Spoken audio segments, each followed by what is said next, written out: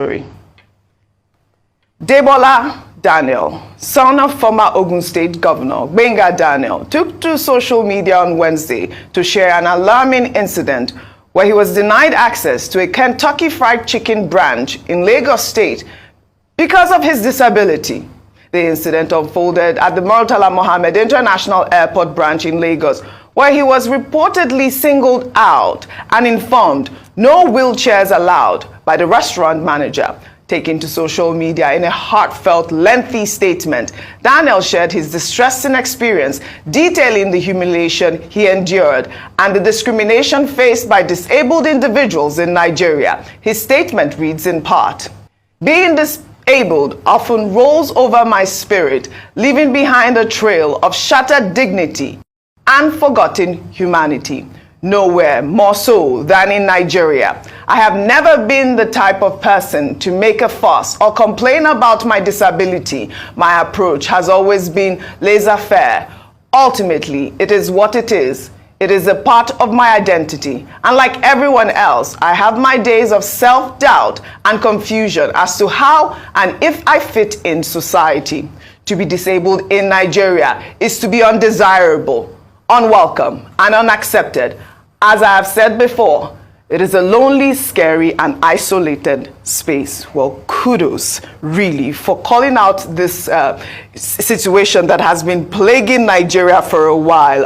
Rufai, I'm coming to you on this story. The issue of disability and the complete neglect is what I will call it, because how dare they tell him he cannot enter a facility because he's using a wheelchair? Rufai. So, number one, I feel very passionate about this because I had served in some think tank by the Lagos State government, I think about during Ambode's tenure, about disability. And that think tank was to get, a couple of recommendations that finally became a bill about the Lagos State even disability, persons living with disability fund. We did some extensive work on that. And the way people living with disability are being treated in the country is a very sad one. We have a society that doesn't care for people. I don't know why, till date, authorities have not gone to that KFC probably to shut it down, because you ought to have disability ramps. And most establishments don't even have it. So let's even start from there. Disability access to most hotels and establishments and the whole gamut of it. Yes. But this is a country where people living with disability had to go protest in the National Assembly and they were beaten and they were hurt. And that's the kind of society we live in. We don't even care for people enough, let alone people that are living with disability. We just look down on them in society, and this has to stop. We need to be able to have a strong advocacy, and it must start by bringing this outlet, to book, to be able to make it a deterrent that you don't do this to any human being in the first place. I mean, in some other climes of the world, in every parking lot there are disability parking, ample parking for disability. And for those that treated this young man this way, you forget in a hurry that we are all disability waiting to happen one way or the other. You pray to live long, right? When you get into old age, you have some level of disability. I mean, I'm saying this because I had a father that had some level of disability. Yeah, I remember. 12 years ago, 12 going to 14 years ago, my father all of a sudden developed a tumor in his spinal cord. He was in his 70s. He was an agile man all this while. Nothing had happened to him. But he had a tumor in his spinal cord and it shaped the way he lived till the end of his life. It could be an accident, it could be anything. So why do we treat people this way? And why don't we teach them how to treat people in the first place? So I think that establishment, one, I'm happy they're called out. Secondly, they should go there. Probably the members of staff should be taken through a proper training. Proper training. And we should also check, do they even have disability ramps in the first place? What's disability access? And if they have any fines to pay, they should be made to pay fines. We can't live in a society that is just mad. Now, sometimes we're just having a society that is going berserk. As regards the soldiers that are killed, my commiseration goes out to them. And the man that was making a lot of revelation, like we said before, there's more that meets the eyes as regards what happened. It's more a resource thing rather than a communal thing. And that's why we must look into the resource, the oil theft and the bunkering ecosystem in that area, number one. Secondly, for those military officers, we pay condolences to them. I hope the Nigerian state is able to, create buffers for them and all of that.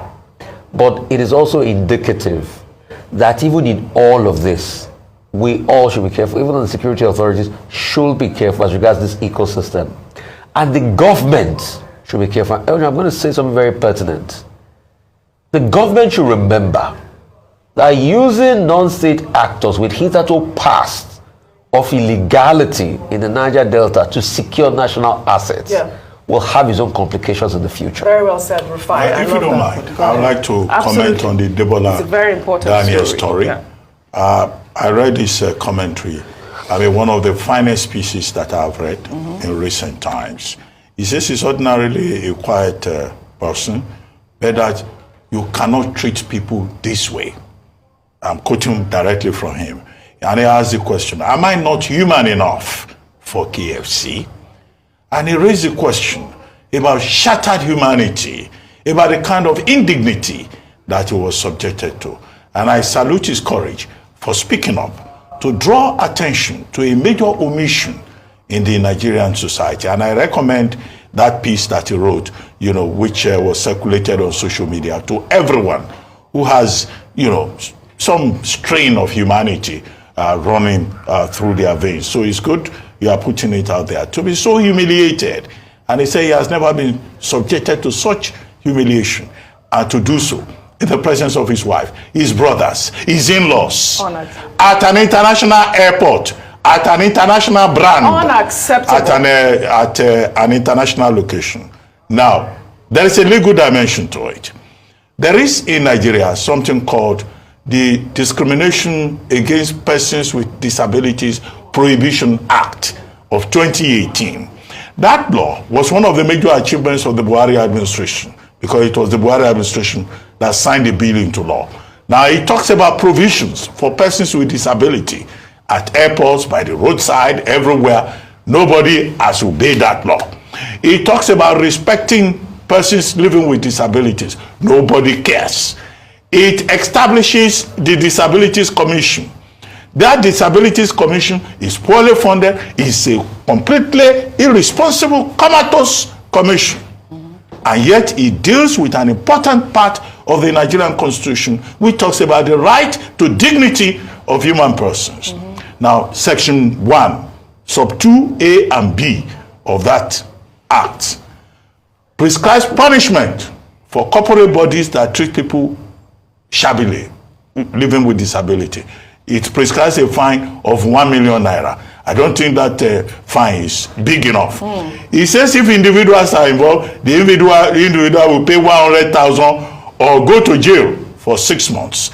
I think that the further steps should be taken by Demola Daniel by suing KFC to court and to test the law, to test the existing law, so that everybody can begin to learn lessons, relevant lessons, about inclusiveness, about inclusion, about the dignity of all persons. All right. Well.